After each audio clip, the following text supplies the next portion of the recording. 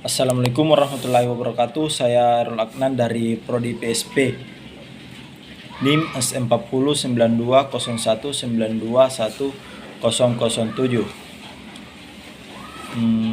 Jelaskan pengertian asam nukleat, nukleotida, dan nukleosida. Asam nukleat adalah biopolimer makromolekul penting untuk semua bentuk kehidupan yang diketahui. Mereka terdiri dari asam nukleat adalah biopolimer makromolekul penting untuk semua bentuk kehidupan yang diketahui. Mereka terdiri dari nukleotida yang merupakan monomer yang terbuat dari 3 komponen. Komponen yang pertama yaitu gugus fosfat dan basa nitrogen.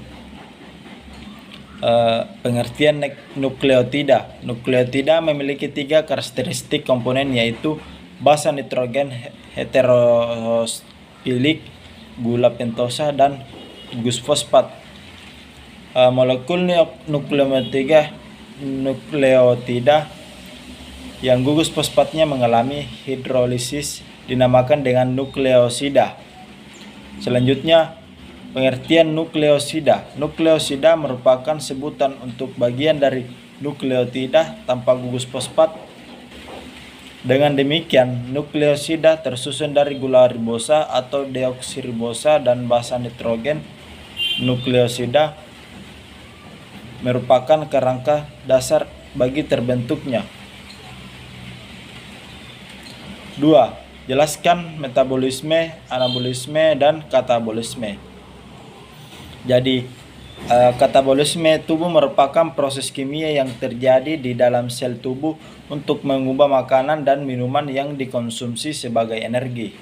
Energi yang dibutuhkan oleh tubuh agar sel dan jaringan tubuh tetap sehat, tumbuh, dan berkembang, serta fungsinya berjalan dengan baik. Selanjutnya, anabolisme. Anabolisme adalah lintasan metabolisme yang menyusun beberapa senyawa organik sederhana menjadi senyawa kimia atau molekul kompleks. Anabolisme memproses sintesis senyawa kimia kecil menjadi besar, menjadi molekul yang lebih besar, seperti yang terjadi pada asam amino yang diubah menjadi protein. Dan selanjutnya itu katabolisme. Katabolisme adalah lintasan metabolisme yang merombak suatu substrat kompleks molekul organik yang menjadi komponen-komponen penyusun sambil melepaskan energi, pada umumnya berupa ATP. Dan soal yang ketiga, jelaskan tentang enzim, definisi enzim, struktur enzim, sifat-sifat enzim, dan cara kerja enzim. Pengertian enzim adalah biomolekul yang berfungsi sebagai katalis senyawa yang mempercepat proses reaksi tanpa habis bereaksi dalam suatu reaksi kimia. Bila zat ini tidak ada, maka proses-proses tersebut akan terjadi lambat atau tidak berlangsung sama sekali. Kemudian yaitu fungsi enzim. Fungsi enzim di dalam tubuh sangat penting, yaitu membangun otot, menghancurkan racun, dan memecah partikel makanan. Selama proses pencernaan, enzim diproduksi secara alami di dalam tubuh. Selanjutnya itu struktur enzim. Struktur enzim terdiri atas sisi aktif yang merupakan tempat menempelnya substrat atau senyawa yang akan diubah oleh enzim nantinya. Substrat ini akan mengalami reaksi kimia oleh enzim membentuk suatu produk atau hasil reaksi kimia. Dan selanjutnya itu sifat enzim. Beberapa sifat enzim adalah sebagai katalisator, bekerja secara spesifik dan bolak-balik.